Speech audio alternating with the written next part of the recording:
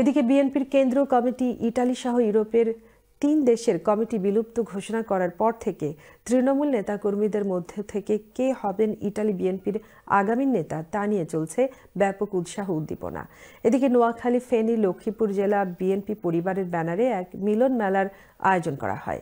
এতে ইতালি বিএনপির সাবেক যুগ্ম সাধারণ সম্পাদক শাহ মোহাম্মদ তৌহিদ কাদেরকে সাধারণ সম্পাদক হিসেবে দেখতে চান নেতাকর্মীরা।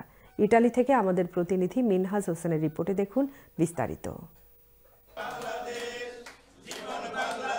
ইতালি বিএনপির সাবেক যুগ্ম সাধারণ সম্পাদক শাহ মোহাম্মদ তৌহিদ কাদেরের সমর্থনে নোয়াখালী, ফেনী ও লক্ষ্মীপুর জেলা বিএনপির পরিবারের ব্যানারে এক মিলন মেলার আয়োজন করা হয়।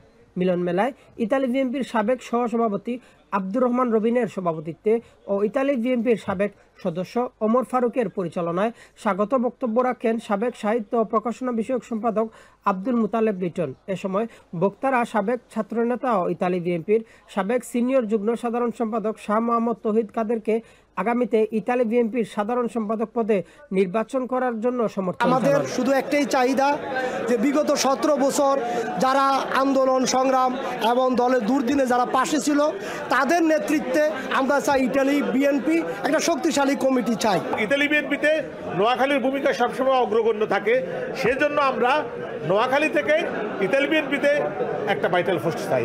নোয়াখালী থেকে একজন ক্লিন ইমেজের লোকে চাই, যার রাজনৈতিক ব্যাকগ্রাউন্ড অনেক। বৃহত্তর নোয়াখালীবাসী মনে করি এর থেকে যোগ্য লোক আর নাই। আগামী দিনে যে যোগ্য নেতৃত্বের প্রয়োজন, সেই যোগ্যতায় আমাদের নোয়াখালীর কৃতি সন্তান আমাদের শাহ মোহাম্মদ তৌহিদ কাদের ভাই।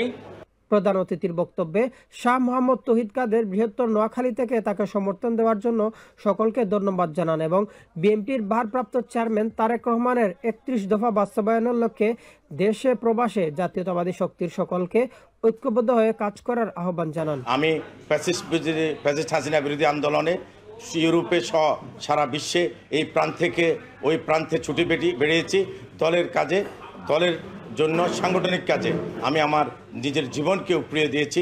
সুতরাং আমি বিএনপির নেতৃবৃন্দদের কাছে আমার আহ্বান থাকবে, আসুন আমরা সকল ভেদাভেদ বলে গিয়ে ঐক্যবদ্ধভাবে বিএনপিকে সুসংগঠিত করে তারেক রহমানের হাতকে সুসংগঠিত করে।